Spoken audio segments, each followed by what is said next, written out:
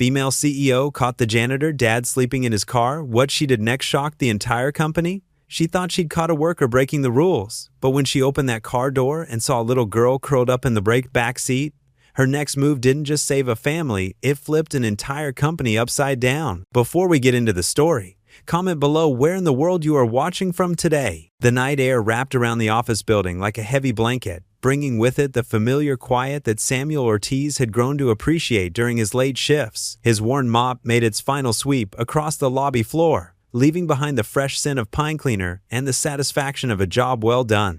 His muscles ached from hours of scrubbing, mopping, and lifting, but he couldn't rest just yet. Samuel gathered his cleaning supplies, methodically checking each item off his mental list as he returned them to the storage closet. The fluorescent lights hummed overhead as he hung up his gray uniform vest, replaced by the faded blue sweater he'd worn for the past 3 years. It still smelled faintly of Maria's favorite laundry detergent. The thought of his late wife made his chest tighten. He pushed the feeling down, like he always did, and focused on locking up the closet. The keys jingled softly in his calloused hands that once fixed cars for a living, before the garage closed down and left him scrambling for whatever work he could find. Outside, the parking lot was empty except for his rusted sedan, parked in the furthest corner where the security cameras had a blind spot. Samuel's footsteps echoed across the concrete as he approached the car, his breath visible in the cool night air. He moved quietly, not wanting to wake Sophia. Through the back window, he could see her small form curled up under a pile of blankets they'd collected from various donation centers. Her dark hair spilled across the makeshift pillow made from her stuffed backpack. Even in sleep, she clutched her sketchbook, her most prized possession. Samuel eased the driver's door open, careful to minimize the familiar creak of aging hinges. He settled into the worn seat, the springs groaning beneath his weight. From the paper bag beside him, he pulled out a slightly squashed sandwich, peanut butter and jelly, made with the last of their bread. As he ate in small, measured bites, Samuel's eyes drifted to the photo tucked into the sun visor. Maria's smile beamed back at him, frozen in time at their favorite park before the cancer took hold. Sophia had inherited that same bright smile, though Samuel hadn't seen it as often lately. "I'm sorry, mi amor," he whispered to the photo, his voice barely audible. "This isn't the life I promised you for our little girl." The medical bills had drained their savings first, then came the funeral expenses. The rent became impossible on a janitor's salary, and their landlord's patience had run out 3 months ago. But Samuel had made one promise he refused to break. Sophia would not end up in foster care. He'd seen too many families torn apart that way. In the back seat, Sophia shifted in her sleep, mumbling something about art class. Samuel turned to watch her, his half-eaten sandwich forgotten in his hands. She was so brave, never complaining about their situation, always finding ways to make others smile with her drawing. Just yesterday, she'd left a detailed sketch of a butterfly on her teacher's desk, complete with a thank you note for helping her with math. "Te prometo, mi pequeña," Samuel whispered, his voice thick with emotion. "I promise you, things will get better. We'll have a real home again." He reached back to gently tuck the blanket more securely around her shoulders. "Your mama would be so proud of how strong you are." The streetlights cast long shadows across the parking lot, their yellow glow creating patterns on the dashboard. Samuel finished his sandwich in small bites, saving the crust for breakfast. The night was getting colder, and he pulled his sweater tighter around himself. From the glove compartment, he retrieved their dwindling envelope of cash. By candlelight, he counted it again, a ritual that brought more worry than comfort these days. There was barely enough for another week of gas and food. But Sophia's birthday was coming up, and he'd been saving a few dollars from each paycheck to buy her new colored pencils. Her current set was worn down to stubs, though she never complained. "Just need to hold on a little longer," he murmured to himself, tucking the envelope away. "Something will change. It has to." The familiar weight of exhaustion pressed down on him as he reclined the driver's seat as far as it would go, which wasn't far, given the boxes of their remaining possessions stacked in the back. Samuel closed his eyes, trying to find a comfortable position in the seat that had become his bed. Through the windshield, the streetlight above them flickered erratically, casting intermittent shadows across his face.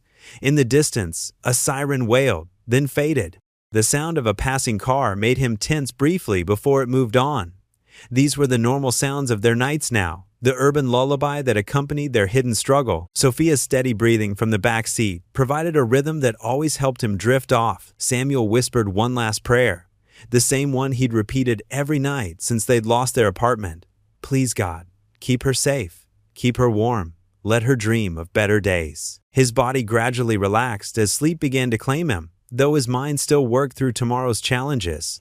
He needed to wake up early enough to drive Sophia to the public restroom where she could wash up before school. Then he'd need to find a new parking spot for tomorrow night. They never stayed in one place too long. The last thing Samuel noticed before sleep took him was the gentle tap of a branch against the car window, driven by the night breeze. His breathing deepened, joining Sophia's in the quiet symphony of their shared space. While the city continued its nighttime routine around their hidden sanctuary, the pre-dawn darkness blanketed the corporate parking lot as Claire Whitmore's sleek black Mercedes pulled in, its headlights sweeping across the nearly empty spaces. At 5:30 in the morning, she expected solitude. It was her routine, arriving early to prepare for the day's meetings in peaceful quiet. Through her tinted windows, something caught her eye. A rusty silver sedan, parked in the far corner under a flickering streetlight, showed signs of movement inside.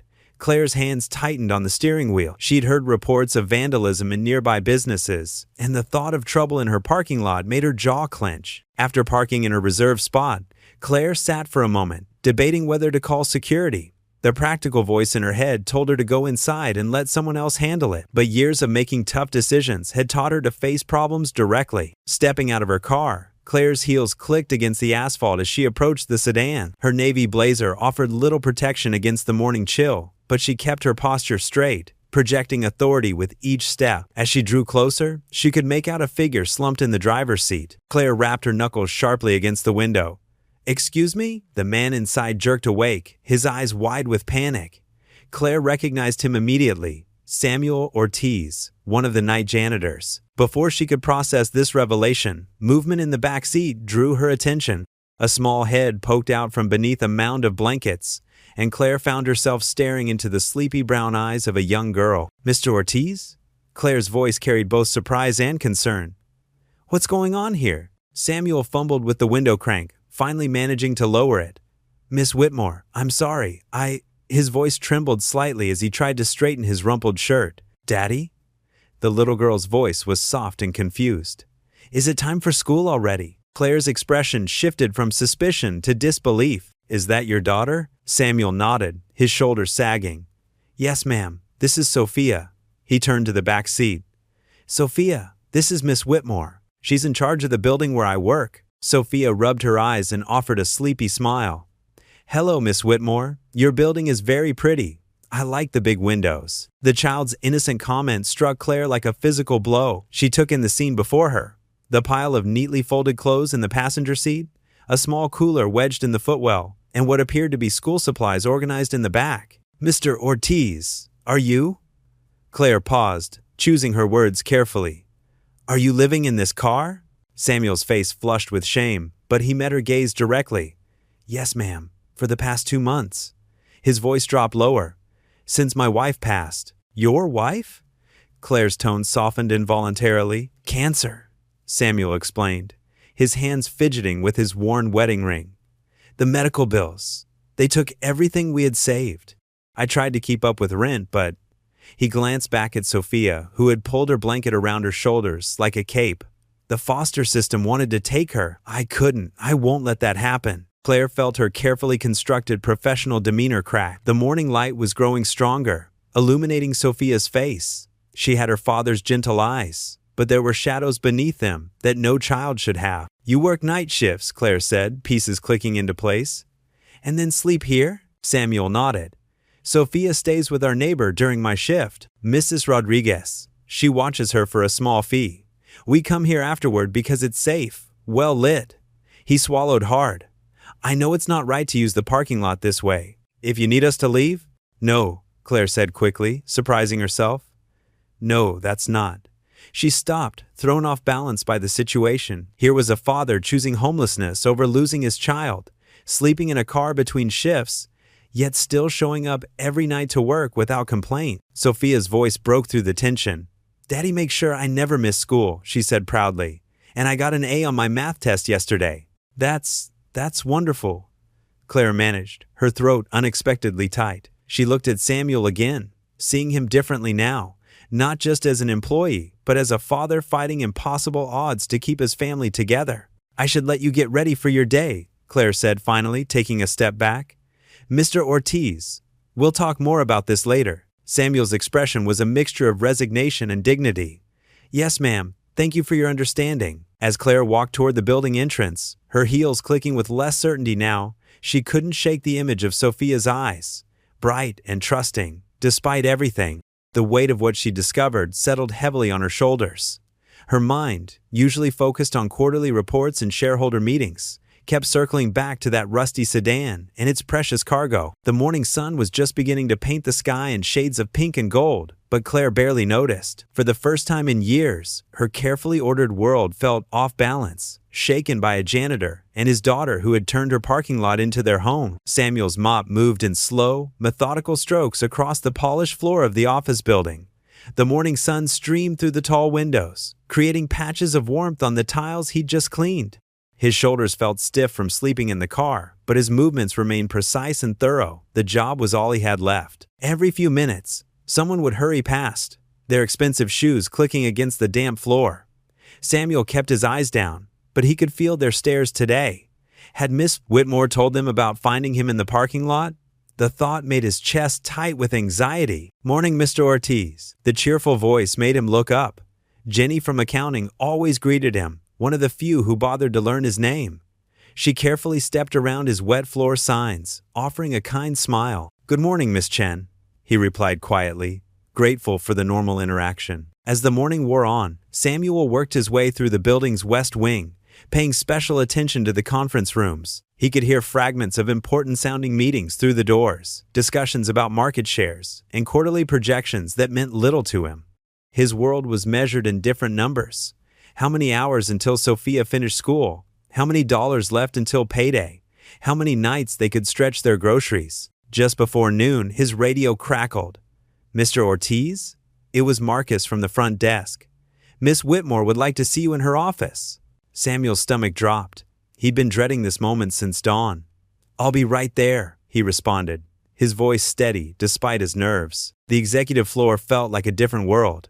The carpet was thicker, the lighting softer, and the air seemed to hum with importance. Samuel knocked gently on the heavy wooden door marked Claire Whitmore, CEO. Come in, called a clear voice. Claire's office was spacious but not showy, with floor-to-ceiling windows offering a spectacular view of the city. She sat behind a large desk, her silver-streaked hair pulled back in a neat bun, reading glasses perched on her nose as she reviewed some documents. Please, sit down, she said, gesturing to one of the chairs across from her desk. Samuel perched on the edge of the seat, his worn work uniform feeling especially shabby in these surroundings. Miss Whitmore, about this morning. She held up a hand, silencing him. Mr. Ortiz, how long have you worked for this company? 3 years next month, ma'am. And in that time, have you ever been late? Called in sick? Had any complaints about your work? No, ma'am. Claire removed her glasses, fixing him with a direct look. That's what your file shows as well. Perfect attendance, excellent performance reviews. She paused. Why didn't you come to HR when things got difficult? Samuel's hands tightened in his lap. I couldn't risk it. If anyone official knew about our situation. He swallowed hard. Sophia is all I have left. I can't lose her. Something softened in Claire's expression. She stood up and walked to a side door in her office. Come with me, please. Samuel followed her through the door into what looked like a small apartment. A living area with comfortable furniture opened into a kitchenette, and he could see doors leading to what he assumed were bedrooms. This is our executive guest suite, Claire explained. We keep it for visiting board members or important clients. She turned to face him. It's been empty for months. Samuel's heart began to race as he understood what she was suggesting. Miss Whitmore, I couldn't. It's temporary, she cut in, her tone businesslike. Just until you can find proper housing. The alternative is having an employee sleeping in our parking lot, which is hardly appropriate. I don't want charity, Samuel said quietly, his pride struggling with his desperate need for help. Claire's expression sharpened. This isn't charity, Mr. Ortiz. It's practical business sense. I can't have my most reliable maintenance staff exhausted from sleeping in a car. Besides, her voice softened slightly, that little girl deserves a proper bed. The mention of Sophia made Samuel's resistance crumble. He thought of her trying to do homework by streetlight, washing up in public restrooms, putting on a brave face every morning. It would only be temporary? He asked. Strictly temporary, Claire confirmed. And completely confidential. The suite has its own entrance from the side street.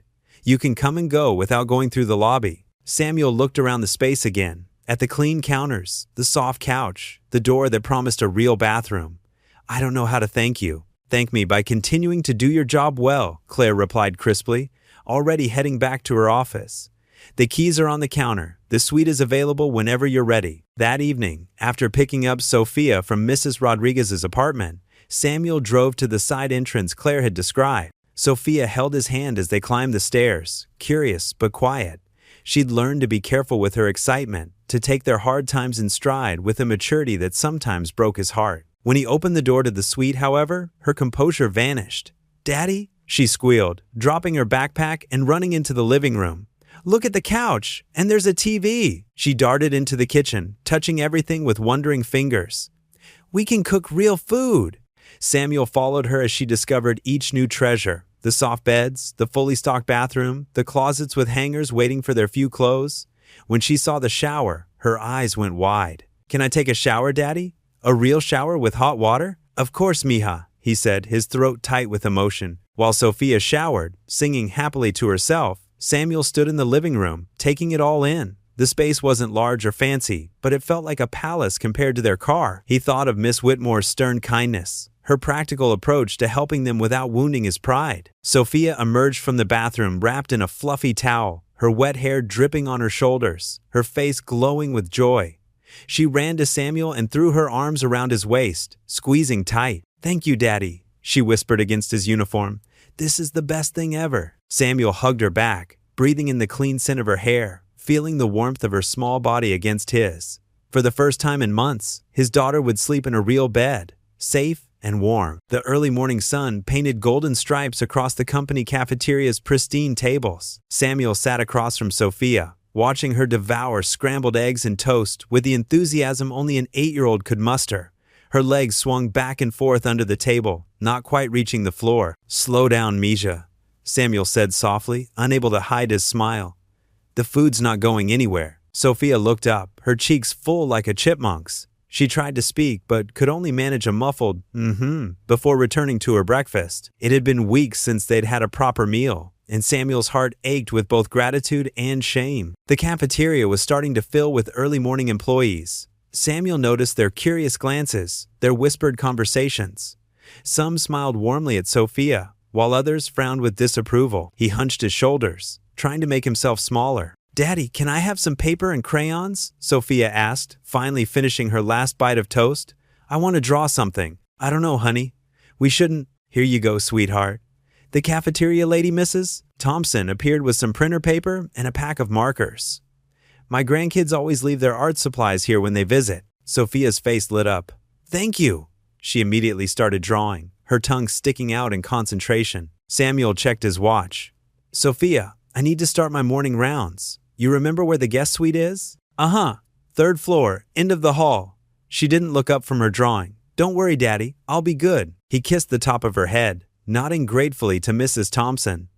As he pushed his cleaning cart through the building, his mind kept drifting back to Sophia. Maybe he should have taken her back to the suite instead of letting her stay in the cafeteria. But as the morning progressed, something unexpected happened. Jennifer from marketing found a colorful drawing on her desk, a rainbow with the words, "Thank you for your pretty smile," written in wobbly letters.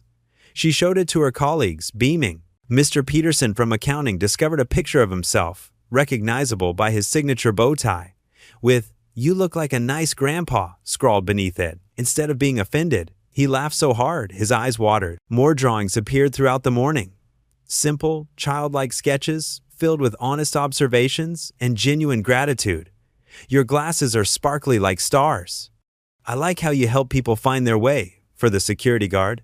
"Thank you for the yummy breakfast," for Mrs. Thompson. Samuel heard the murmurs as he worked, saw the smiles spreading across formerly stern faces. People started greeting him in the hallways, asking about Sophia. The atmosphere in the usually tense office shifted, becoming lighter, warmer. By lunchtime, the change was undeniable. The break room buzzed with conversation instead of hurried silence. People lingered at each other's desks, sharing Sophia's drawings and trading stories.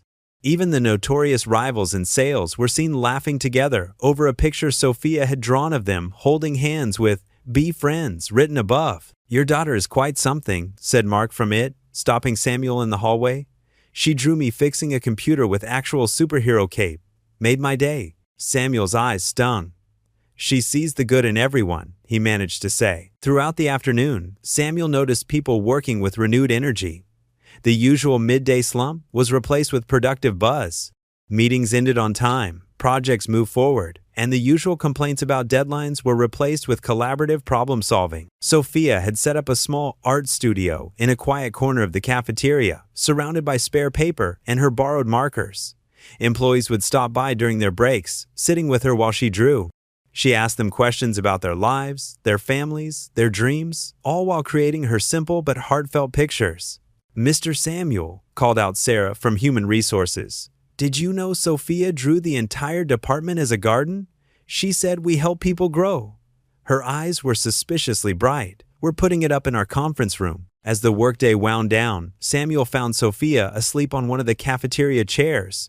Markers scattered around her, dozens of drawings still waiting to be delivered. He carefully gathered her up, his heart full of love and wonder at this child who could touch so many lives with simple paper and colors. Later that night, Claire Whitmore walked through the quiet office, her heels clicking on the polished floors. She'd stayed late, reviewing quarterly reports, and now her tired eyes took in the transformed space around her. Every desk held at least one of Sophia's drawings. Some were pinned to cubicle walls, others propped up against computer monitors. Claire stopped at each one, reading the innocent messages, taking in the bright colors and crooked lines. Her own desk hadn't been spared. There, propped against her sleek laptop, was a drawing of herself. Sophia had depicted her in a purple dress, her favorite color, though she rarely wore it to work, surrounded by stars. The words beneath read, "Thank you for giving us a home. You are magic." For the first time in years, Claire felt something crack in her carefully maintained facade. A genuine smile spread across her face, warming her features and reaching her eyes. She touched the drawing gently, remembering another little girl who used to draw pictures just like these. Herself so many years ago, before life had taught her to guard her heart. The office, usually cold and impersonal at this hour, seemed to glow with the warmth of Sophia's artwork. Through the simple wisdom of a child, Claire saw her workplace transformed. Not just the decorations, but the spirit of the place had changed. One small act of kindness had rippled out, touching everyone in ways she never could with her policies and procedures. Claire sat at her desk, still smiling, the quarterly reports forgotten for the moment. As she studied Sophia's drawing more closely, she noticed tiny hearts drawn in the corners of the paper, each one carefully colored in different shades. Tomorrow's challenges would come, but for now, she allowed herself to simply feel the joy that Sophia had brought to her company. The company guest suite felt like a slice of heaven compared to their old sedan. Each morning, Samuel woke up on the pull-out couch, his body no longer aching from cramped car seats. He'd peek into the bedroom where Sophia slept peacefully in a real bed, her stuffed giraffe tucked under one arm. The sight always made his heart swell. Their morning routine had fallen into a comfortable rhythm. Samuel would make breakfast using the suite's small kitchen, usually oatmeal with banana slices or toast with eggs. Sophia would emerge from her room, hair wild from sleep, and they'd eat together at the little table by the window. The morning sun would catch the silver chain around her neck, the one that had belonged to her mother. "Ready for school, Pequeña?" Samuel would ask, helping Sophia put on her backpack. The walk to school took exactly 18 minutes. They'd count the trees, spot squirrels, and sometimes play their special game, where Sophia would make up stories about the people and passing cars. Samuel treasured these moments. They felt normal, like they were just another father and daughter starting their day. After dropping Sophia off, Samuel would return to the suite to catch a few hours of sleep before his night shift. The cleaning supplies in his cart had become familiar friends. The lemony disinfectant, the soft swish of mops across floors, the hum of the vacuum. He'd work methodically through the building, taking pride in keeping everything spotless. But whispers had started following him through the hallways. "Did you hear?" a woman in accounting murmured to her colleague one evening while Samuel cleaned nearby. "Claire's letting him stay in the executive suite, for free." "Must be nice," her coworker replied. "My cousin's been on a waiting list for affordable housing for months." Samuel's grip tightened on his mop handle, but he kept his eyes down, pretending not to hear. In the break room, the conversations weren't much better. It sets a dangerous precedent, Derek from HR said loudly one day, not bothering to lower his voice as Samuel emptied the trash bins. What if every employee with problems expects the company to solve them? There are liability issues to consider. The shame that Samuel had pushed down began creeping back up his throat like acid. He thought of his father's words from long ago.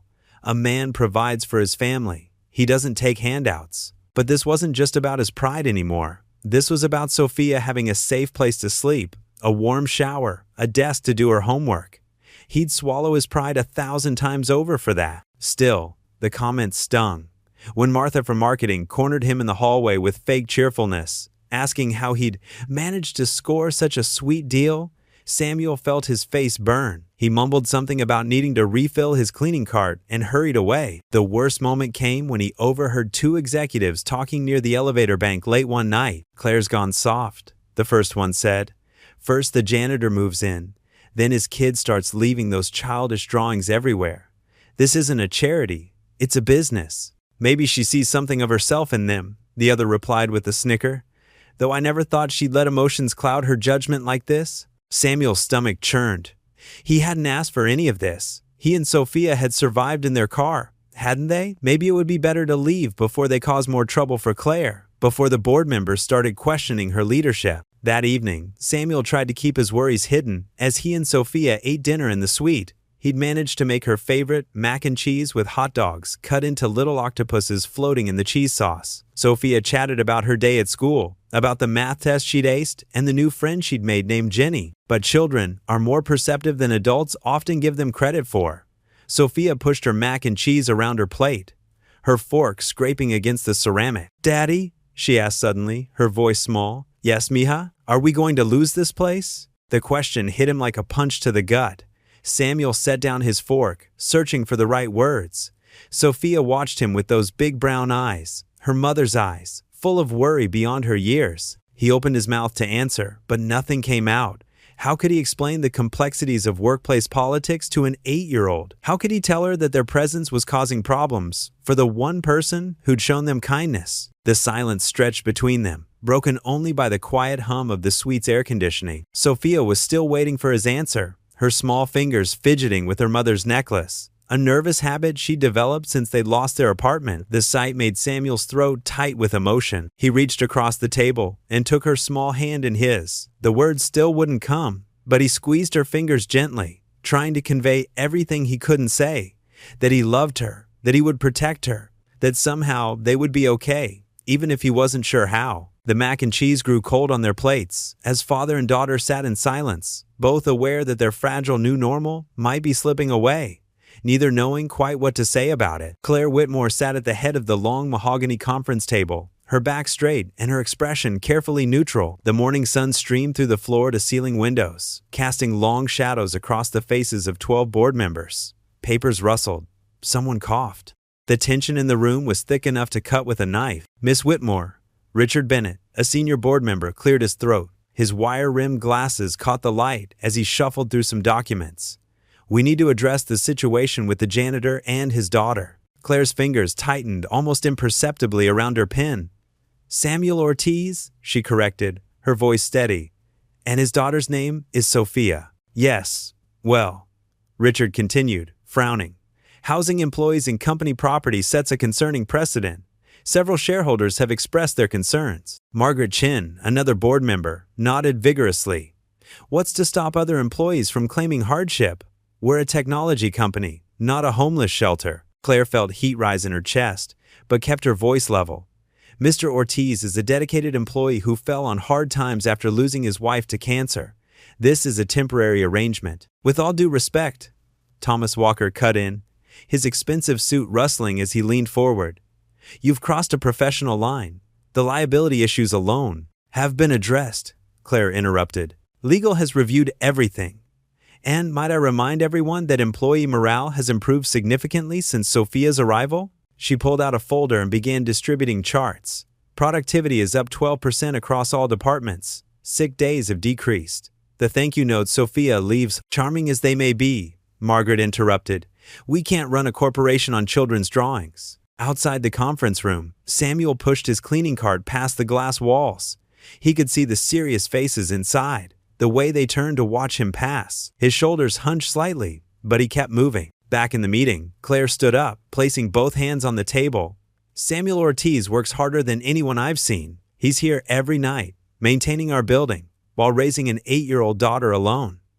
The guest suite was sitting empty. It's meant for visiting executives, Richard interjected. Not charity cases. Claire's eyes flashed. Is that what we've become? A company so focused on the bottom line that we've forgotten about basic human dignity? The room fell silent. Claire could hear the soft whir of the air conditioning. I understand your compassion, Thomas said finally, his tone gentler, but the shareholders are worried about the company's image. Having a homeless janitor. Former homeless janitor, Claire corrected sharply. Living on company property could be seen as inappropriate. What if the media gets wind of this? As if on cue, Samuel appeared in the doorway, holding a stack of papers someone had dropped. He knocked softly. Come in, Mr. Ortiz, Claire called, noticing how some board members shifted uncomfortably in their seats. Samuel entered quietly, his movements careful and deliberate. Sorry to interrupt. These fell outside. He placed the papers on the table, then turned to Claire. Ma'am, I've been hearing things. If I'm causing problems, Sophia and I can leave. We don't want to make trouble. Claire saw the dignity in his bearing, despite his worn uniform and calloused hands. That won't be necessary, Mr. Ortiz. Please continue with your duties. After Samuel left, Claire turned back to the board. That man would rather live in his car than let his daughter go into foster care. He works 2 jobs to make ends meet. Are we really suggesting we throw them back onto the street? Margaret sighed. Nobody wants that, Claire. But we have responsibilities to our shareholders and to our humanity, Claire countered. The suite costs us nothing. Samuel's work is exemplary. His daughter has brought unexpected joy to this office. I'm not asking for a company-wide housing program. I'm asking for understanding in one exceptional case. The board members exchanged glances. Richard removed his glasses, polishing them with his handkerchief. We'll need to put this to a vote at the next shareholders' meeting. In the meantime, document everything. We need to protect the company legally. Claire nodded, knowing this wasn't over. The meeting adjourned, and board members filed out, their expensive shoes clicking on the polished floor. Later that evening, Samuel walked Sophia back to the guest suite after picking her up from the after-school program. They passed a group of executives standing near the elevator, their conversation dying as Samuel and Sophia approached. The men wore tailored suits that probably cost more than Samuel made in months. Their eyes followed him coldly, disapproval evident in their stares. One whispered something to another, who smirked in response. Samuel felt Sophia's small hand in his and squeezed it gently. She looked up at him with worried eyes, sensing the tension. Daddy, are those men mad at us? No, mija, he said softly, though his heart ached at the lie. They're just busy with important business things. They waited for the next elevator, Samuel's shoulders rigid under the weight of those stairs. As the doors closed, he caught one last glimpse of the executives huddled together, their faces set in stern disapproval. He knew with crushing certainty that the warmth and safety they'd found here was in danger. Sophia hummed a little tune, swinging their joined hands, unaware of the storm brewing around them. Samuel held her hand tighter, his weathered fingers engulfing her small ones, as if he could protect her from what he knew was coming. The first rays of sunlight crept through the guest suite's window, casting a warm glow across Sophia's sleeping face. Samuel watched her for a moment, his heart full of love and worry. He carefully tucked the blanket around her shoulders before quietly getting dressed for work. In the pre-dawn quiet of the building, Samuel grabbed his cleaning cart with renewed determination. The weight of yesterday's board meeting hung over him like a cloud, but he refused to let it show. Instead, he channeled his anxiety into his work, attacking dirt and grime with fierce intensity. The hallways echoed with the rhythmic sound of his scrubbing. His muscles burned as he worked the buffing machine across the lobby floor, making it shine like glass. When his hands began to ache from gripping the mop handle too tightly, he simply adjusted his grip and kept going. You're here early, a familiar voice said. Samuel looked up to find Claire standing nearby, dressed in her usual crisp business suit. He straightened quickly, wiping his hands on his uniform. Miss Whitmore, he said, nodding respectfully. Just trying to stay ahead of things. Claire studied the gleaming floor, then looked at Samuel's reddened hands. You don't need to prove anything, Samuel. Your work has always been excellent. He hesitated, choosing his words carefully. I don't want to cause any trouble for you or the company. Claire's expression softened slightly. Actually, you've given me an idea." She gestured for him to follow her to a nearby bench. "Would you sit with me for a moment?" Samuel sat stiffly, conscious of his work clothes next to her expensive suit. Claire turned to face him, her usual businesslike demeanor giving way to something more thoughtful. "Your situation made me realize how many families in our community might be struggling," she said. "I'm thinking of starting a company outreach program connecting our employees with families who need support." Samuel blinked in surprise. "Like, helping other people who are homeless?" "Not just homeless families," Claire explained, warming to her topic. "Anyone facing hard times, medical bills, job loss, whatever the circumstance. Our employees could volunteer, mentor, or help in other ways." "That's very kind," Samuel said carefully. "But why are you telling me this?" Claire met his eyes directly. "Because I'd like you to help launch it. Would you be willing to share your story at tomorrow's staff meeting?" Samuel's throat went dry.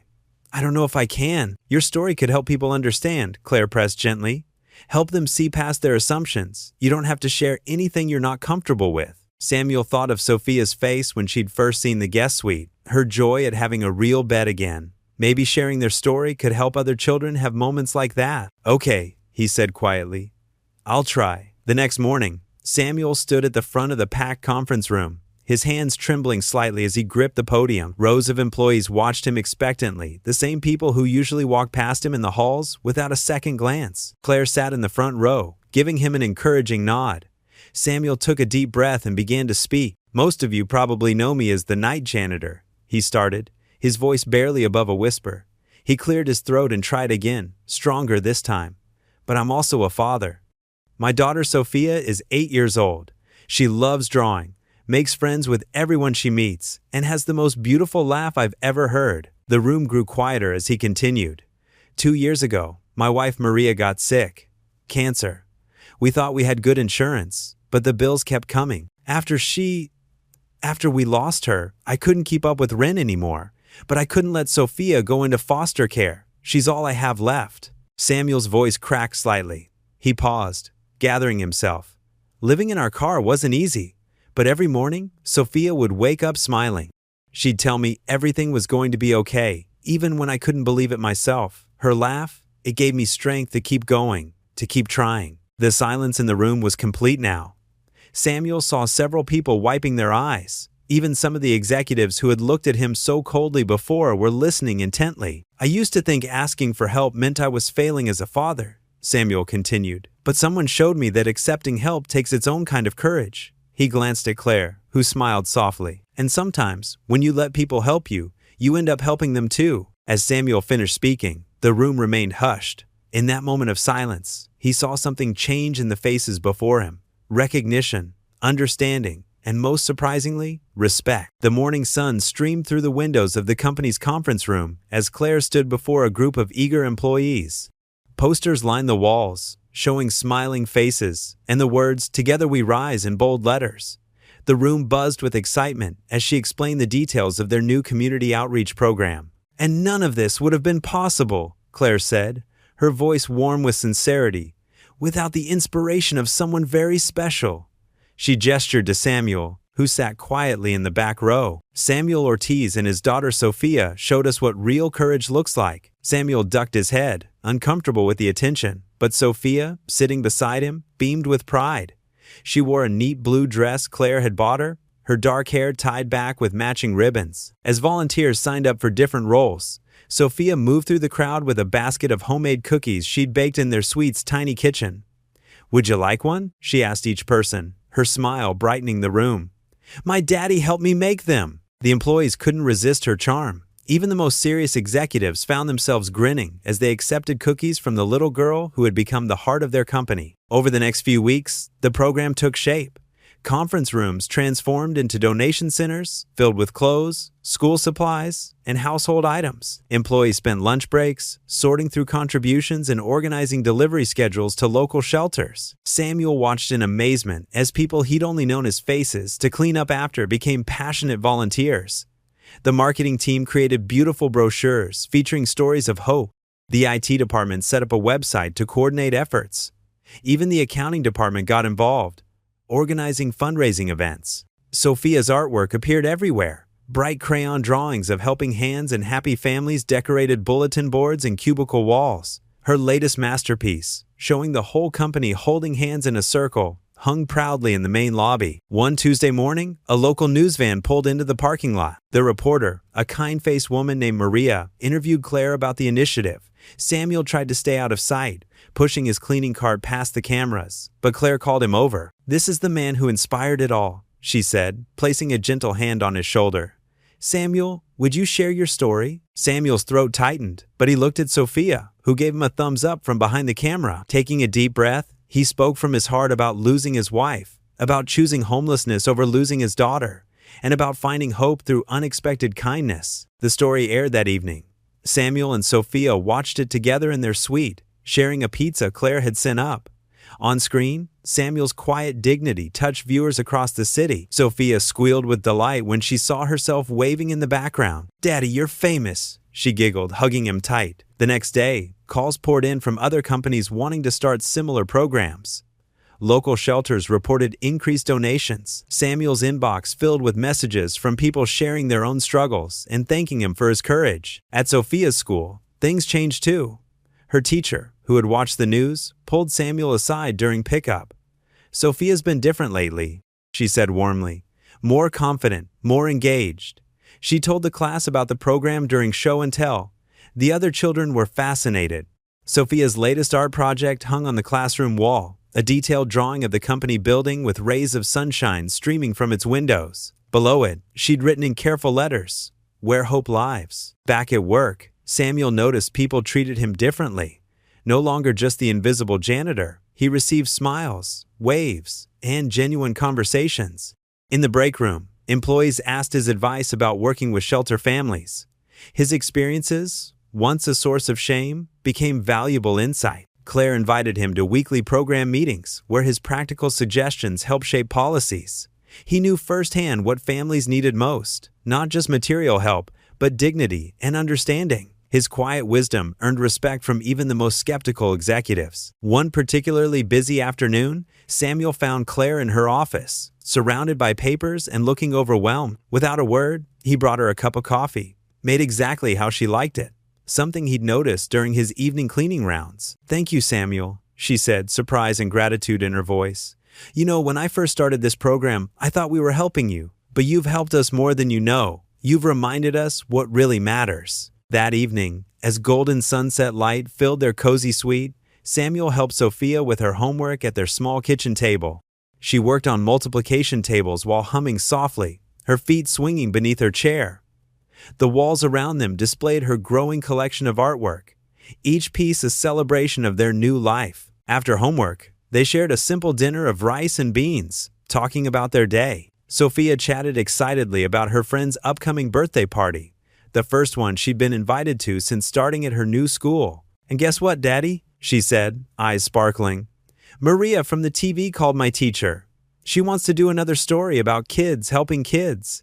She asked if I could show other children how to make thank you cards like mine." Samuel watched his daughter talk, his heart full. Gone was the worried look she used to carry, the careful way she used to avoid mentioning where they lived. In its place was pure childhood joy, the kind he'd feared she might never know again. Bath time and bedtime rituals followed their usual pattern, but tonight felt different. As Samuel tucked the blanket around Sophia in her small but comfortable bed, so different from the car's back seat where she'd slept just months ago, he felt a wave of gratitude wash over him. Sophia yawned, snuggling into her pillow. "Daddy," she murmured sleepily, "I love our new home, and I love that we're helping other people find homes too." Samuel smoothed her hair back, his throat tight with emotion. "Things are finally changing, Mihija," he whispered, and for the first time in years, he allowed himself to believe it. The television crew's van pulled into the company parking lot early that morning, their equipment gleaming in the autumn sunlight. Samuel watched from the window of the guest suite, his stomach doing nervous flips.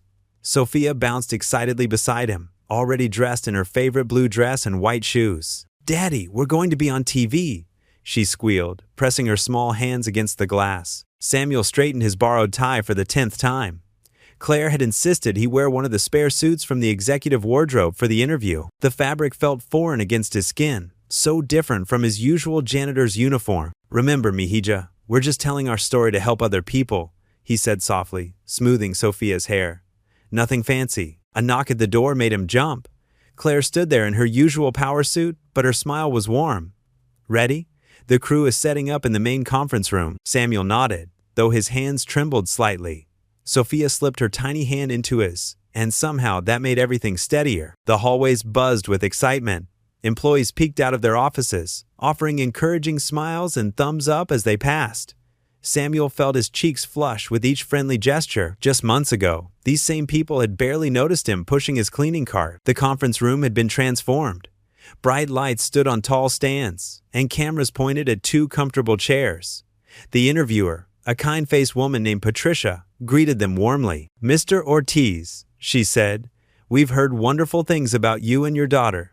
Please, make yourselves comfortable." Sophia immediately charmed the crew, showing them her latest drawings while the sound technician fitted Samuel with a microphone. Claire watched from the corner, arms crossed but smiling, as Patricia began the interview. "Tell us about your journey, Mr. Ortiz," she prompted gently. Samuel's voice wavered at first, as he described losing his wife, the mounting medical bills, and those first terrifying nights in the car. But when he spoke about Claire's unexpected kindness, his words grew stronger. "She saw us as people, not problems," he said, glancing at Claire. "And that changed everything." Sophia sat quietly beside him, occasionally adding her own perspective with the disarming honesty of a child. "Miss Claire gave us a home," she declared proudly. "And now Daddy helps other families too." The camera captured it all. The warmth between father and daughter, the genuine gratitude in Samuel's eyes, and the way other employees kept dropping by to share their own stories about the outreach program. By afternoon, the footage was already being edited for the evening news. Someone from marketing mentioned it was going viral on social media. Samuel didn't fully understand what that meant until his phone started buzzing with messages from old friends who'd seen clips online. The office was electric with excitement. People gathered in break rooms to watch the interview segments being shared. Even the usually stern-faced board members seemed pleased with the positive attention. "Did you see the comments?" one young executive asked another as Samuel passed. "People are calling us the most compassionate company in the state." Claire's assistant rushed up with a tablet full of statistics. "Ma'am, our social media engagement is through the roof. 3 major newspapers want follow-up interviews." Samuel tried to stay focused on his regular duties, but everywhere he turned, someone wanted to shake his hand or thank him for sharing his story. Sophia basked in the attention, proudly showing everyone her latest drawing. As evening approached, Claire appeared at the suite's door, holding several bags of takeout food. "I thought we could all use a quiet dinner after today's excitement," she said. Samuel hesitated, still adjusting to this new dynamic with his boss, but Sophia was already pulling plates from the cupboard. "Can we eat at the table like a real family?" she asked. The 3 of them settled around the small dining table, passing containers of Chinese food back and forth. Sophia giggled as Claire struggled with chopsticks, and Samuel found himself demonstrating the proper technique. "My wife used to tease me about being too precise with chopsticks," he said, surprising himself by mentioning her without the usual stab of pain. "Tell me more about her," Claire said softly, watching Sophia attempt to pick up a piece of broccoli. And suddenly Samuel was sharing stories, funny moments, tender memories, all the things he'd kept locked away. Sophia chimed in with her own remembered snippets, and Claire listened with genuine interest, occasionally sharing tales of her late husband. The formal barriers between CEO and janitor dissolved over fortune cookies and laughter. Sophia had sauce on her chin, Claire's perfect hair was slightly mussed, and Samuel's borrowed tie hung loose around his neck. "Daddy, your laugh sounds like before," Sophia observed, making both adults pause. "Before?" Claire asked. "Before Mommy got sick," Sophia explained matter-of-factly, reaching for another cookie.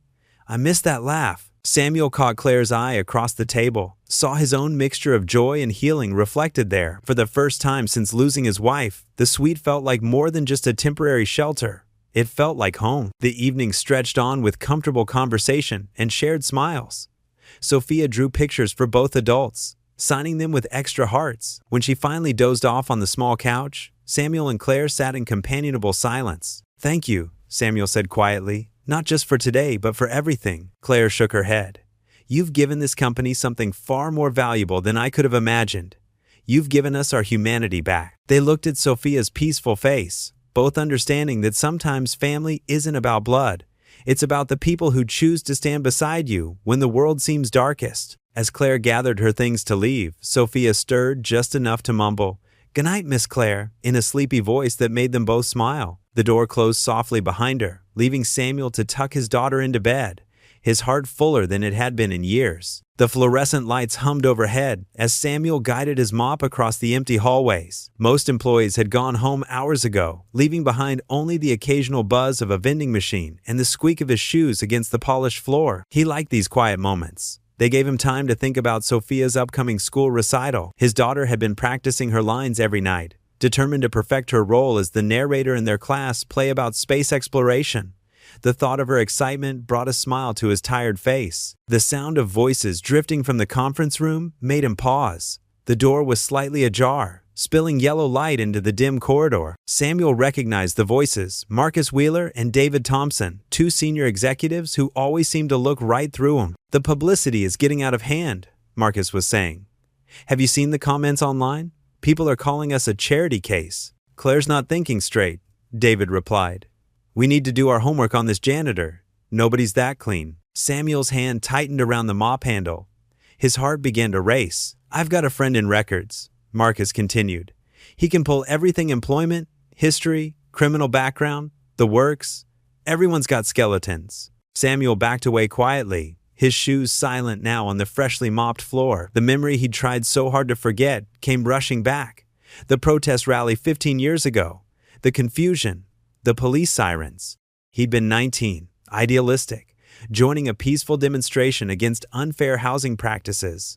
When the crowd had surged forward, he'd been caught in the chaos. The charge had been dismissed, but the arrest remained on his record like a stubborn stain. In the janitor's closet, Samuel leaned against the wall, closing his eyes. The smell of cleaning supplies, bleach, floor wax, window cleaner, usually comforted him. Tonight, they made his head spin. He pulled out his phone and looked at the pictures Sophia had sent him earlier. Her bright smile as she held up the costume she'd made for the recital, a cardboard astronaut helmet decorated with silver paint and star stickers. His fingers trembled as he typed a message to Claire, "Need to talk when you have a moment." He deleted it immediately. What would he say? That he was scared of his past? That he'd been arrested once? It would only make him look guilty of something worse. The drive back to the guest suite felt longer than usual. Each streetlight cast shadows that seemed to judge him, remind him of his mistakes. The security guard at the gate gave his usual friendly wave, but Samuel wondered if tomorrow that same guard would be told to turn him away. When he opened the door to their temporary home, Sophia's voice rang out from the small living room. "Daddy, come see my costume. I added more stars." She twirled in front of him, the cardboard helmet tilted adorably to one side. Silver glitter dusted her cheeks, and her eyes sparkled with pride. "Miss Johnson says I have the most important part because I get to tell everyone about the planets and the astronauts." Samuel forced a smile, kneeling to adjust her helmet. "It looks perfect, Mihija. You're going to be the best narrator ever. Will you help me practice my lines again?" She pulled out her wrinkled script, covered in highlighted sections and small doodles in the margins. "Of course." He sat on their small couch, patting the spot next to him. As Sophia snuggled close, that familiar scent of strawberry shampoo and craft glue wrapped around him like a shield against his fears. "In 1969, Sophia began, her voice clear and confident, "brave astronauts flew to the moon for the first time." Samuel listened, nodding encouragingly, but his mind kept drifting to the conversation he'd overheard. Would they wait until after the recital to confront him? Would they make him leave before Sophia got her moment to shine? "Daddy?" Sophia's voice pulled him back. "You're supposed to say, 'and then what happened?'" "Lo siento, baby. I was just thinking about how proud I am of you." He hugged her close, breathing in her innocence, her hope. After helping Sophia with her homework and making sure she had everything ready for school tomorrow, Samuel tucked her into bed. The small bedroom felt safe, with its nightlight casting star patterns on the ceiling, a gift from one of the kind-hearted employees. "Will you tell me about Mama?" Sophia asked sleepily, clutching her worn teddy bear. Samuel sat on the edge of her bed, smoothing her dark hair. "Your mama loved the stars too, just like you. She used to say that even when things seem dark, the stars are always there, even if we can't see them. Like angels watching over us?" "Exactly like that." He kissed her forehead, adjusting her blanket. "Sweet dreams, mi amor." Sophia's breathing soon settled into the rhythm of sleep, but Samuel remained sitting there, watching her peaceful face. The moonlight filtering through the window reminded him of another night, 15 years ago, when he'd sat in a cold police station trying to explain that he'd only wanted to make a difference, to stand up for what was right. Standing up, he walked to the window, looking out at the city lights. The company building loomed in the distance, its windows dark except for the top floor where Claire often worked late. He wondered if she was there now, if she already knew about his past, if she was regretting her kindness. His reflection in the window looked tired, worried. "Please," he whispered to the night sky, to whatever angels might be listening, "let them stay buried." The old memories, the fear, the shame, he couldn't let them destroy everything he'd built for Sophia. The digital clock on Sophia's nightstand blinked 11:23 p.m. In just 2 days, she would stand on stage, telling stories about brave explorers who reached for the stars. Samuel watched her sleeping form, her small chest rising and falling, and made a silent promise. No matter what happened, he would be there in that audience, watching his daughter shine. He thought about the executives who would soon be digging through his past, about the dismissal that might come any day now. But looking at Sophia, peaceful in her dreams, he felt a flicker of determination. He'd survived worse. They'd survived worse. Whatever came next, they would face it together. Samuel's shoes squeaked against the freshly waxed floor as he pushed his cleaning cart through the office corridors early that morning. Something felt different. The usual morning greetings from early bird employees turned into sudden keyboard clicking and coffee cup lifting as he passed. Eyes that normally met his with warm smiles now found fascinating things to study on computer screens. His stomach twisted when he noticed Martha from accounting literally turn and walk the other way when she saw him coming. Martha, who just yesterday had brought Sophia a handmade friendship bracelet. At his small cleaning supply closet, Samuel pulled out his phone to check his emails.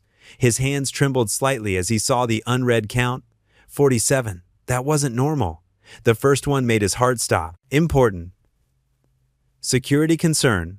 Background check alert. The message had been forwarded dozens of times, each new recipient adding to the chain. Samuel's vision blurred as he read the carefully crafted words that twisted his past into something sinister. The peaceful protest was described as a violent riot.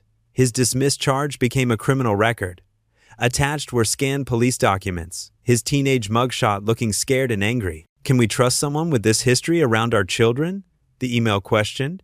"What else is he hiding?" The signature line belonged to Marcus Wheeler. Samuel's phone buzzed with a text from Sophia's teacher. "Mr. Ortiz, could you please come to the school when convenient? We need to discuss some concerns raised by other parents." The cleaning cart suddenly felt like the only thing holding him upright. He leaned against it, trying to breathe normally. Through the supply closet's small window, he could see employees gathered in clusters, phones out, whispering and glancing his way. Claire was in meetings all morning, probably dealing with this mess.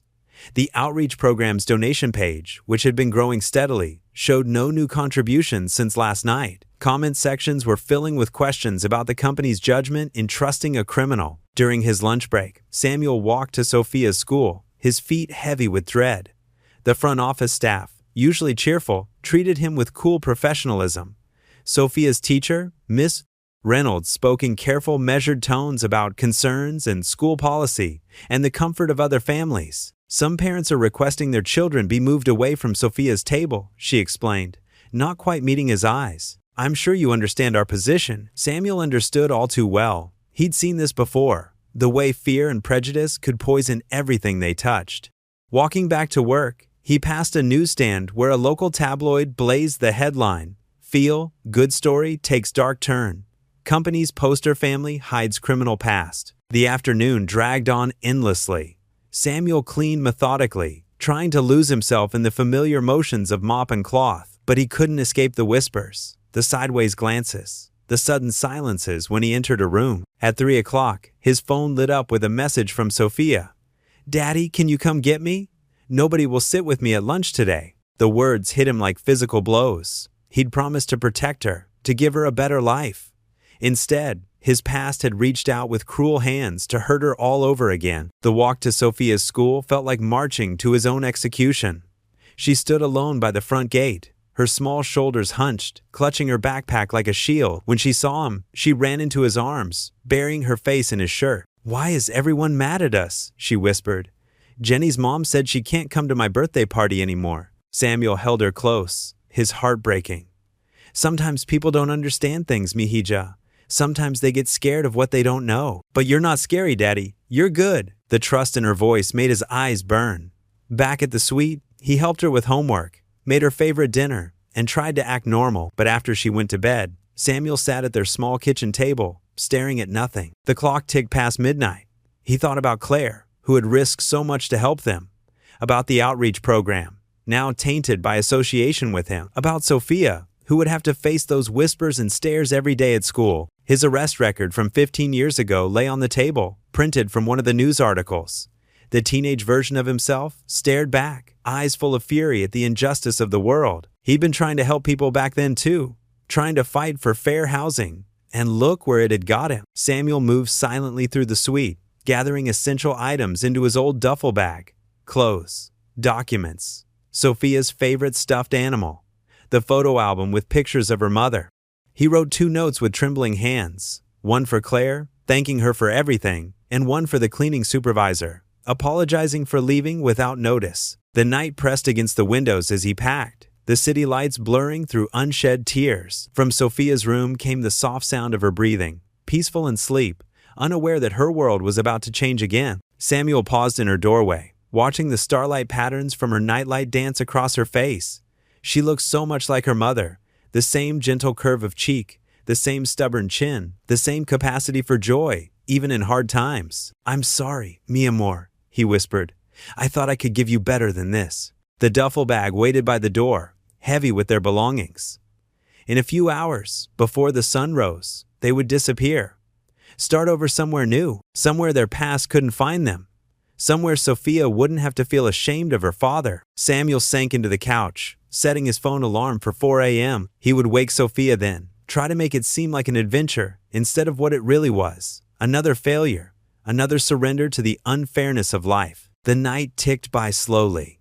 Samuel sat in the darkness, listening to his daughter's peaceful breathing from the other room, each minute bringing them closer to another beginning he hadn't wanted, another goodbye they shouldn't have to say. The morning sun cast long shadows through the office building's windows as Claire Whitmore's heels clicked rapidly across the marble lobby.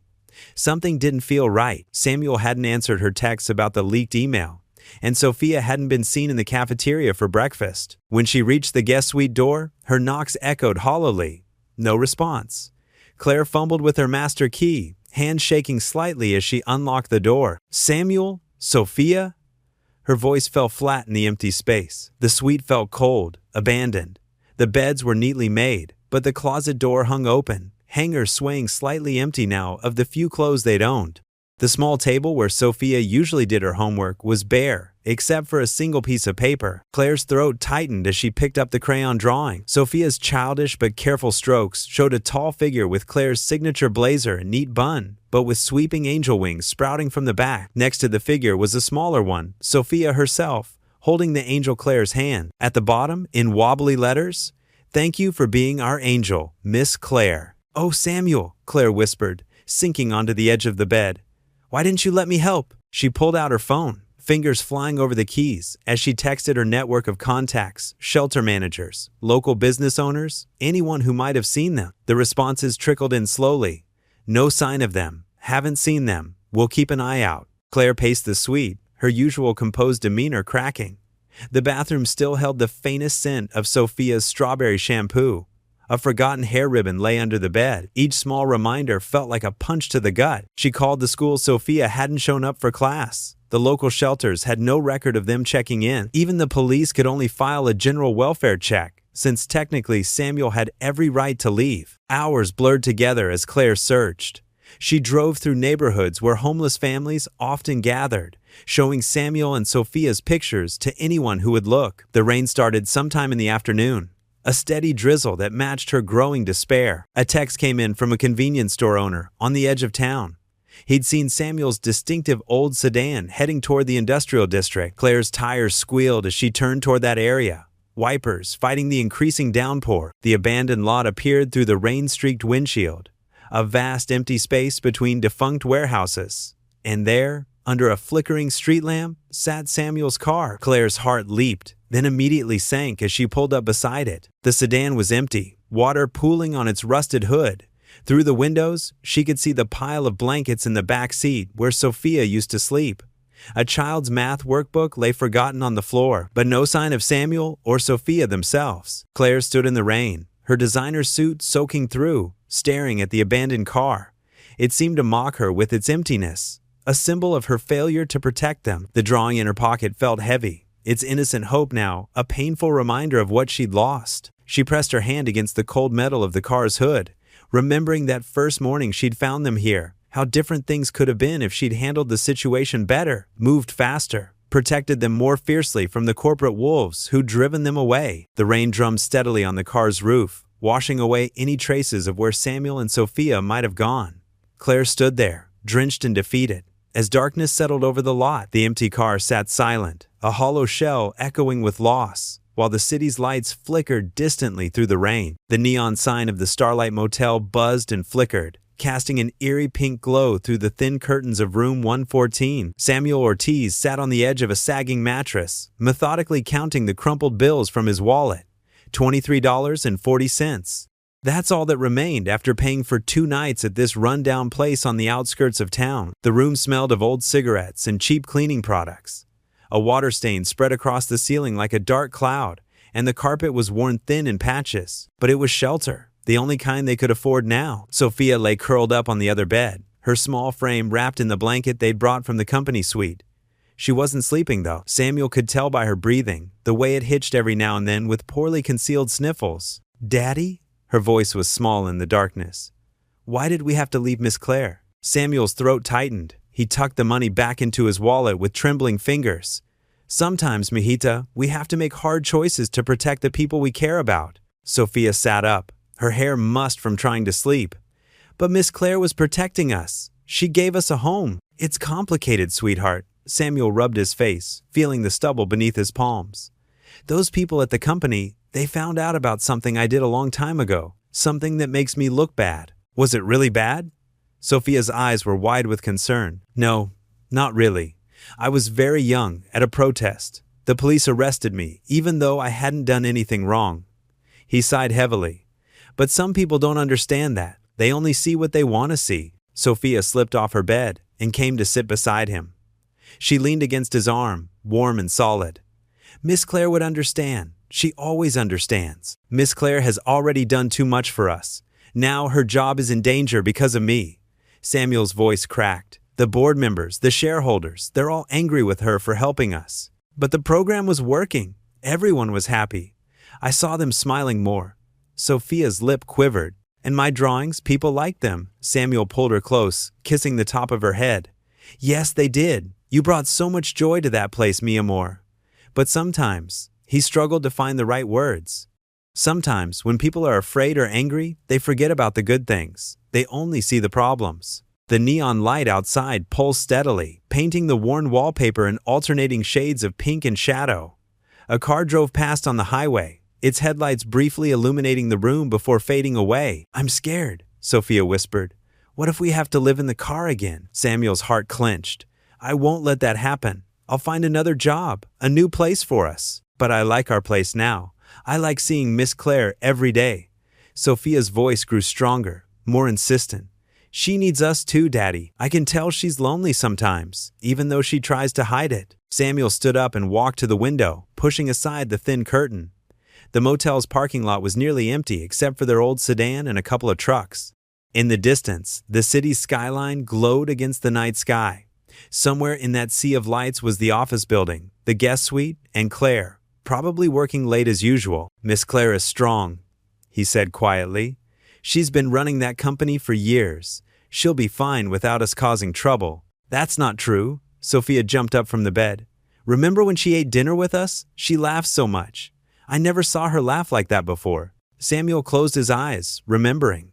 Claire had seemed different that night, relaxed, genuine, the hard shell of her CEO persona softening into something warmer. They'd shared takeout Chinese food at the small table in the suite, and Sophia had taught Claire how to use chopsticks properly. For a moment, it had felt like family. "And remember how proud she was when the TV people came?" Sophia continued, tugging at his sleeve. "She kept saying you inspired everyone. She believed in you, Daddy." "That's exactly why we had to leave," Samuel said, his voice rough. "I let her down. All that trust she put in me, all that faith. And now everyone's seeing her as foolish for helping us. Her reputation is ruined because of me." Sophia wrapped her arms around his waist, pressing her face against his back. "You always tell me that running away doesn't solve problems. That's what you said when I wanted to quit school, because Tommy made fun of us living in the car." Samuel's hands clenched on the windowsill. She was right, of course. How many times had he told her to be brave, to face her challenges head on? And here he was, fleeing in the middle of the night like a coward. But the shame burned too deeply. The headlines flashed in his mind. CEO's pet project revealed as ex-con. The whispers in the hallways, the cold stares from the board members. The way donations to the outreach program had dried up overnight. He destroyed something beautiful, something that could have helped so many families like theirs. "Maybe she's better off without us," he whispered, watching the neon sign sputter and fade for a moment before blazing back to life. Sophia's grip tightened around him. "No, Daddy, nobody's better off alone. Not us, and not Miss Claire either." The truth of her words hung in the musty air of the motel room, but Samuel couldn't bring himself to acknowledge them. Instead, he gently disentangled himself from Sophia's embrace and led her back to her bed. "Try to get some sleep, Mahita," he said softly, tucking the blanket around her. "Tomorrow, we'll figure out what to do next." But as he returned to the window, watching the endless stream of headlights on the distant highway, Samuel felt more lost than ever. The neon light continued its relentless rhythm, reminding him of all they'd left behind: the safety, the hope, the chance at a better life. And Claire's face appeared in his mind, not as the stern CEO, but as she'd looked that last evening they'd shared dinner, smiling, genuine, finally letting her guard down. "Maybe she's better off without us," he repeated to himself, barely audible over the hum of the old air conditioning unit. But even as he said it, he knew Sophia was right. Running away had never solved anything. Claire slumped in her office chair, the weight of exhaustion pressing down on her shoulders. The city lights twinkled beyond her window, but she couldn't tear her eyes away from Sophia's crayon drawing. Those simple lines captured something pure Claire, with angel wings, holding Sophia's tiny hand. A child's vision of hope, now crumpled from being held too many times. Her fingers traced the edges of the paper. The emptiness of the guest suite still haunted her. No sounds of Sophia's giggles echoing through the halls. No quiet footsteps of Samuel working late into the night. Just silence and the bitter taste of failure. "What would you do, Thomas?" she whispered, glancing at the photo of her late husband on her desk. His kind eyes seemed to watch her, unchanged by time. She remembered those early days after his death, the crushing loneliness, the whispers that she wasn't fit to run the company alone, the constant battle to prove herself worthy. Claire stood, walking to the window. Her reflection stared back, professional suit perfectly pressed, not a hair out of place. The armor she'd built over years of boardroom battles, but beneath it, she felt something crack. "I was just like them," she said softly, pressing her hand against the cool glass. Memories flooded back, living in her car for 2 weeks after college, too proud to ask for help. The shame of showing up to job interviews in wrinkled clothes. The pain of watching Thomas fight cancer while medical bills mounted. She turned back to her desk, picking up a stack of reports. Profit margins, stock prices, shareholder concerns, empty numbers that meant nothing compared to the light in Sophia's eyes when she'd had her first warm breakfast in weeks. "I've been fighting the wrong battle," Claire realized, her voice stronger now. She'd spent years proving she could be as tough as any male CEO when she should have been proving she could be more human than all of them. The phone on her desk buzzed. Her assistant's voice came through. "The board members are asking about tomorrow's quarterly review." "Cancel it."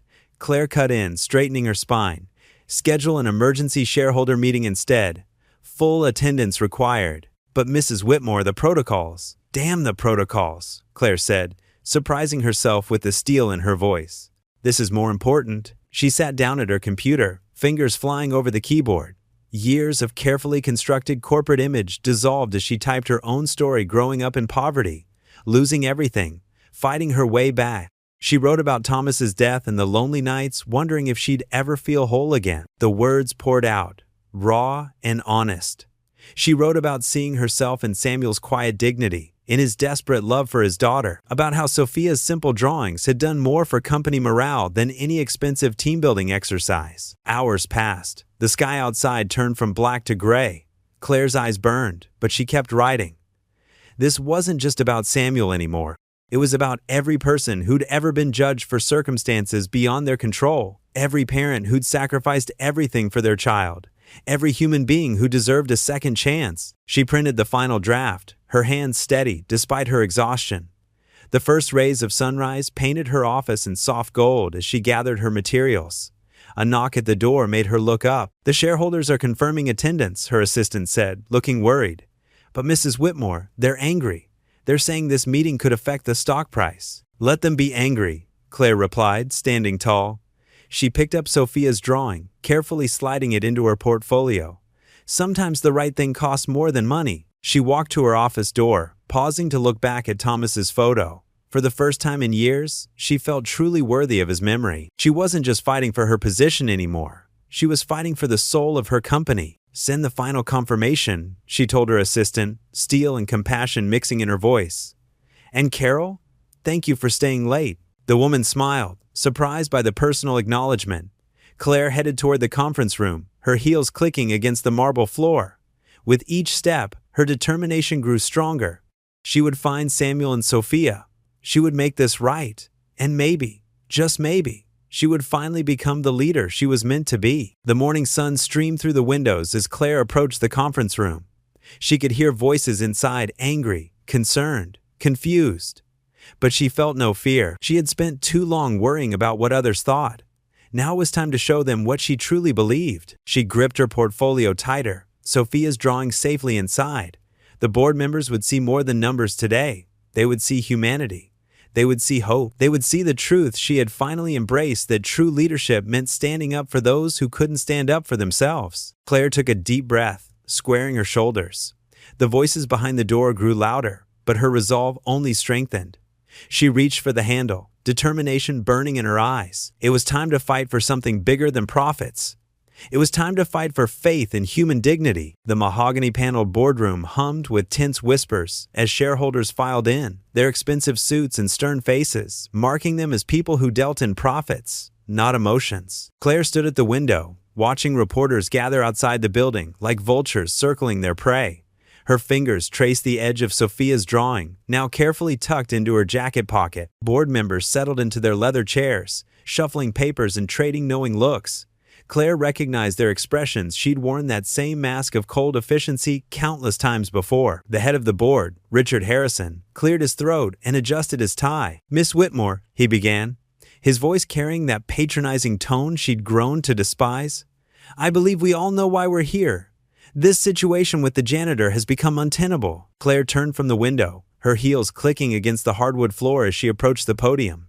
The room fell silent, all eyes fixed on her. She placed her hands on either side of the wooden stand, letting the familiar position of authority ground her. "Before you speak, Richard," she said, her voice steady but different from its usual sharp edge, "I'd like to tell you a story." A few board members shifted uncomfortably. This wasn't how these meetings usually went. Claire pulled Sophia's drawing from her pocket, holding it up for everyone to see. "This morning, I found this on an empty bed in our company's guest suite. A little girl drew me with angel wings." She paused, letting the image sink in. "But I'm no angel. I'm just someone who remembers what it's like to have nothing but hope." She stepped away from the podium, moving to stand directly before the board table. "When I was 12, my mother and I lived in a car for 3 months, not unlike Samuel and Sophia. The revelation caused several shareholders to straighten in their seats. We'd lost everything after my father abandoned us. I remember watching my mother count pennies to buy bread, wearing the same clothes until they fell apart." Her voice grew stronger with each word. "But someone gave us a chance. A manager at a local diner hired my mother despite her lack of experience. That single act of faith changed our lives." The room remained silent, but the energy had shifted. Claire could feel it. She continued, pacing slowly along the length of the table. "I worked my way through college on scholarships and part-time jobs. When I entered the corporate world, I faced countless closed doors because I was a woman, because I didn't come from money, because I didn't fit the mold." She stopped, turning to face the group. "But I persevered, just like Samuel has persevered." From the back of the room, someone cleared their throat. Claire noticed several employees had slipped in, standing quietly along the walls. Word of the emergency meeting must have spread. "You're concerned about Samuel's arrest record?" She addressed the elephant in the room directly.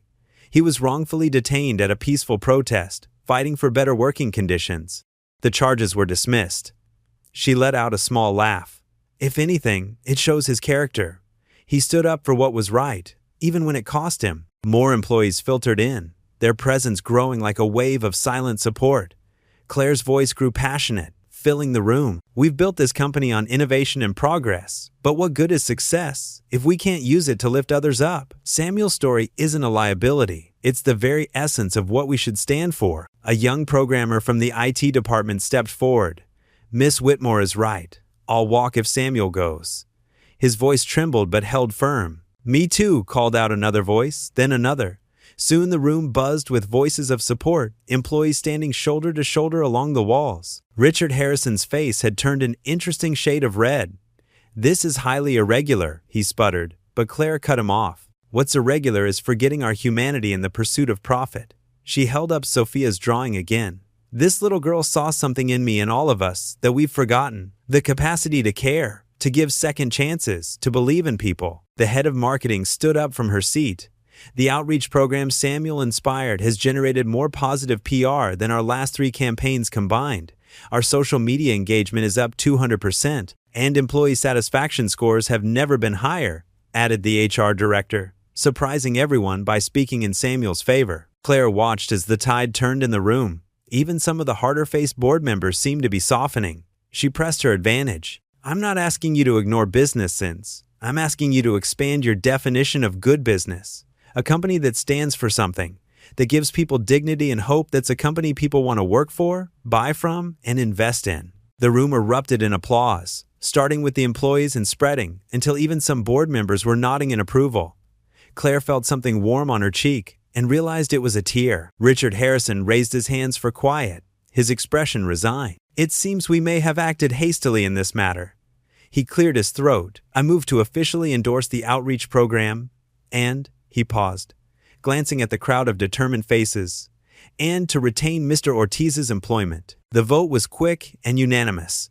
As Claire stepped away from the podium, employees pressed forward to shake her hand or offer words of support, but her mind was already elsewhere, wondering if Samuel would hear about what had happened here, praying he would understand that he wasn't alone anymore. She touched Sophia's drawing in her pocket, feeling the rough crayon marks through the paper. Maybe the little girl had seen something true after all, not an angel, but someone who remembered what it meant to need one. The flickering light from the motel television cast dancing shadows across the peeling wallpaper.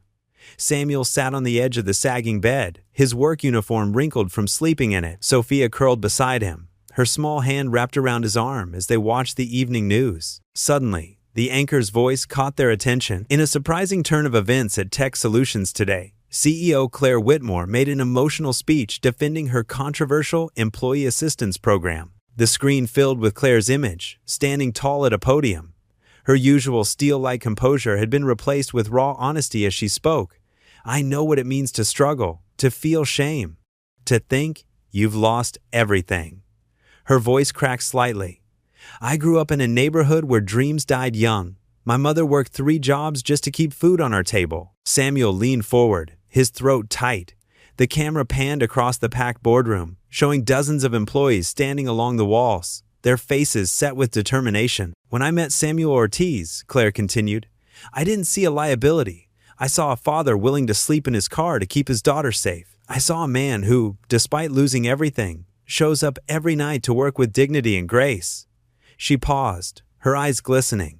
And if we turn our backs on him now, we're not just failing him, we're failing ourselves and everything this company claims to stand for. Daddy, look! Sophia bounced on the bed, pointing at the screen.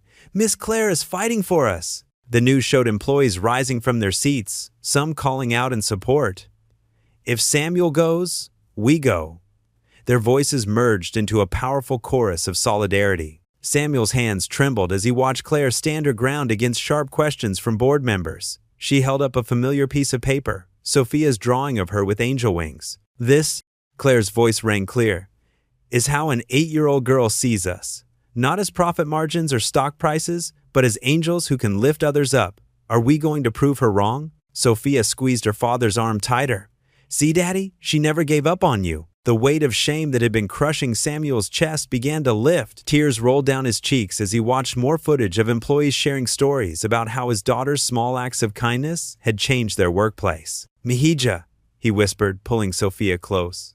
I've been so afraid, so worried about failing you again. You never failed me, Daddy, Sophia said with the simple wisdom of childhood. But running away isn't brave. You always tell me to be brave. Samuel looked around the dingy motel room, at the water stains on the ceiling, the crooked lamp, the single duffel bag containing their few possessions. This wasn't the life Sophia deserved. This wasn't the example he wanted to set. You're right, Pequeña. He stood up, squaring his shoulders. We need to go back. Sophia's face lit up. Really? Really? He helped her put on her jacket. We've been hiding long enough. They gathered their belongings quickly, Sophia clutching her worn sketchbook to her chest.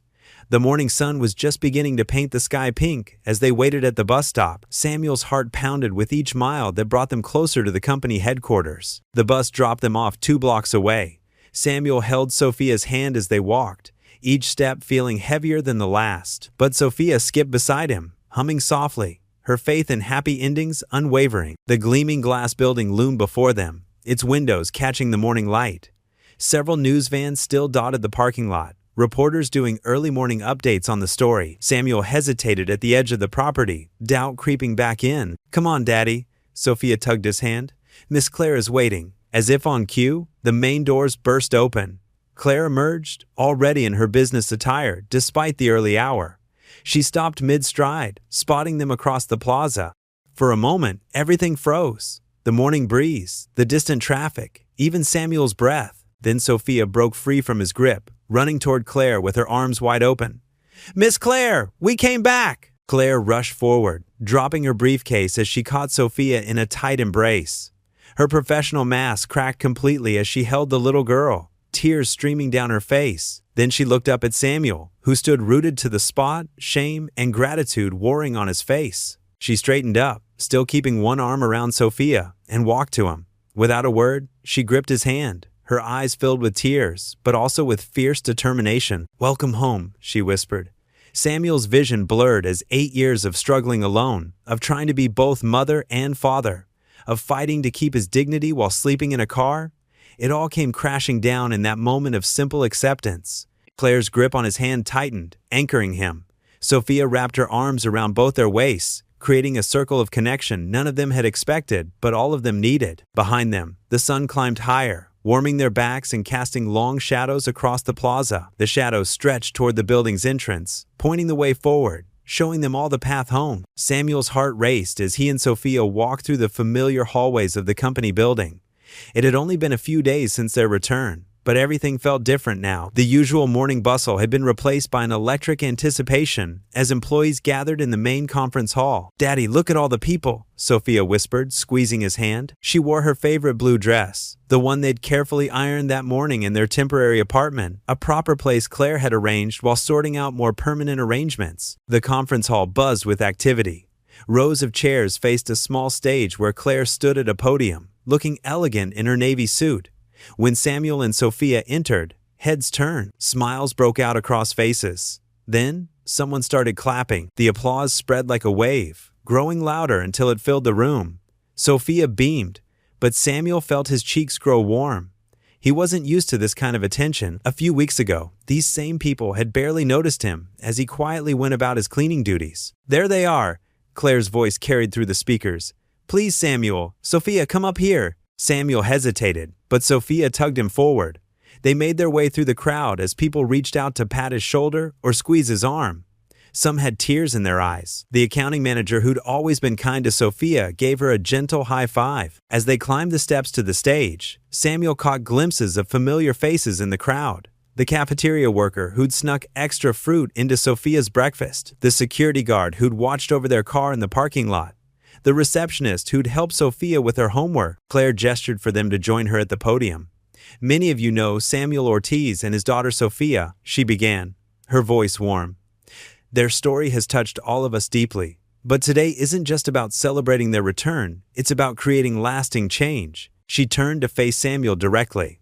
When I first found you sleeping in your car, I thought I was solving a problem. Instead, you taught all of us about dignity, resilience, and the power of community. Sophia slipped her small hand into Claire's, a gesture so natural it made several people in the audience sigh. Claire smiled down at her before continuing. That's why I'm proud to announce the launch of our Hope Housing Fund.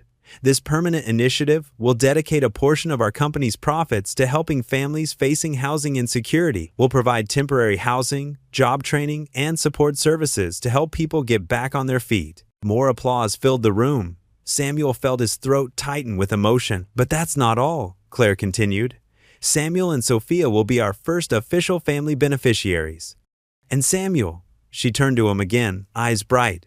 We'd like to offer you a new position as our community outreach coordinator. The room erupted in cheers. Samuel blinked. Sure, he'd misheard. Your experience, your compassion, and your understanding of what families go through these are invaluable qualities we need. Claire explained. You'll help us identify and support other families in need, while sharing your story to inspire change in our community. Sophia bounced on her toes, tugging at his sleeve. Daddy, you're going to help other people like us. Samuel looked out at the sea of friendly faces, then down at his daughter's shining eyes. The shame that had weighed him down for so long began to lift. These people didn't see him as just a janitor who'd fallen on hard times. They saw him as someone who mattered, someone who could make a difference. His voice cracked with emotion. He cleared his throat and tried again. I don't know what to say, except thank you. Thank you for seeing us when we felt invisible. Thank you for believing in us when we'd stopped believing in ourselves. Sophia wrapped her arms around his waist, and he placed a gentle hand on her head. Looking down at her dark curls, so like her mother's, he felt something he hadn't experienced in years. Hope. Real, solid hope that wrapped around his heart like a warm blanket. The applause started again, but this time it was accompanied by people standing up. Soon the entire room was on their feet, clapping and cheering. Some were wiping away tears. Others were hugging their colleagues. Claire stepped back from the podium, giving Samuel and Sophia their moment in the spotlight. Sophia waved to the crowd, her smile bright enough to light up the room. Samuel stood tall, no longer trying to make himself invisible.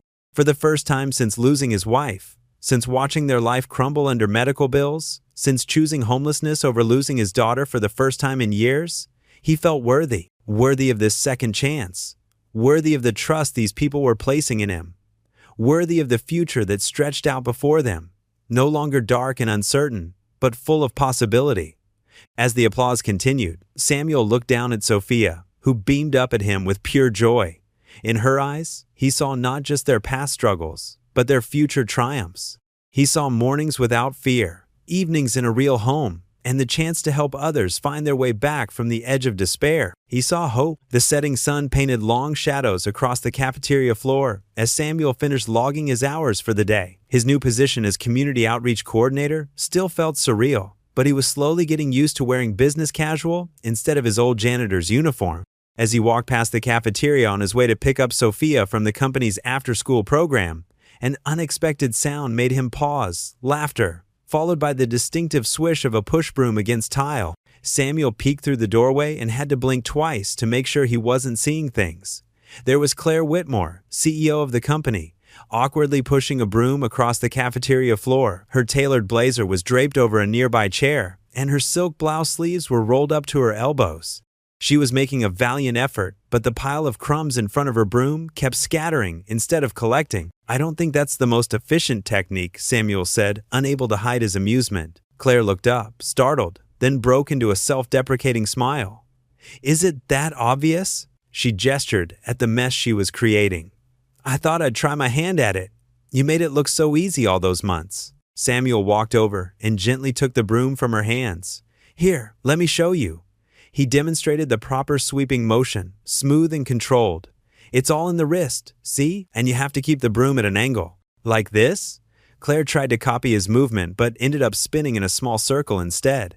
They both burst out laughing. Maybe stick to running the company, Samuel teased. Something he never would have dared do just a few months ago. Leave the cleaning to the professionals. Oh, so now you're a professional suit wearer instead? Claire shot back, tugging playfully at his new tie. Mr. Community Outreach Coordinator? I'm learning, Samuel admitted, straightening the tie with mock dignity. Though I still feel more comfortable with a broom than a briefcase. That's exactly why you're perfect for this role, Claire said, her voice growing serious for a moment.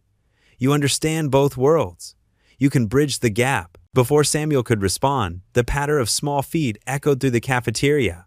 Sophia burst in, her backpack bouncing against her shoulders, worksheet papers trailing behind her like confetti. "Daddy! Miss Claire!"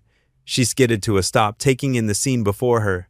"Are you cleaning, Miss Claire?" "Trying to," Claire chuckled. "Your father was just showing me how terrible I am at it." Sophia giggled, picking up one of the fallen papers. "Look what I drew in art class today." She held up a colorful picture, showing 3 figures, holding hands, one tall in a suit, one with long hair and business clothes, and a small one in the middle. Samuel's throat tightened with emotion as he recognized the simple but meaningful portrait of the 3 of them. Claire leaned down to examine the drawing, her eyes softening. "That's beautiful, Sophia," she said warmly, "though you made me look much taller than I actually am." "That's because you're strong," Sophia explained matter-of-factly. "Strong people look tall in drawings." Samuel watched as Claire blinked rapidly, clearly touched by the child's words. She reached out and squeezed Sophia's shoulder gently. "Well, I think it's time we all headed home," Claire said, retrieving her blazer from the chair. "Would you two like a ride? It's getting dark." "Can we, Daddy?" Sophia asked, bouncing on her toes. "Please?" Samuel smiled, remembering nights spent in their old car, how far they'd come. "Sure, Mihija. Thank you, Claire." Together, they walked through the quiet building. Sophia skipped between them, grabbing both their hands and swinging them as they walked. The motion was so natural, so familial, that Samuel felt his heart swell with gratitude. As they approached the exit, the office lights behind them cast a warm glow through the glass doors. Sophia stopped suddenly, turning to look up at Claire with those wise eyes that sometimes seemed too knowing for her 8 years. "You saved us, Miss Claire," she whispered, her small voice full of simple truth. Claire squeezed Sophia's hand, and Samuel could see the emotion playing across her face, the same mix of humility and joy he felt every day since they'd returned. The 3 of them stood there for a moment, bathed in the gentle light from the building that had become so much more than just a workplace. It had become their sanctuary, their second chance, their home. What would you do if you were in their place? Comment your answer below, and let's see how you'd rewrite the ending. If you enjoyed the story of Samuel Ortiz, I handpicked the next story that you will enjoy. Please don't miss this one. Click here to watch it.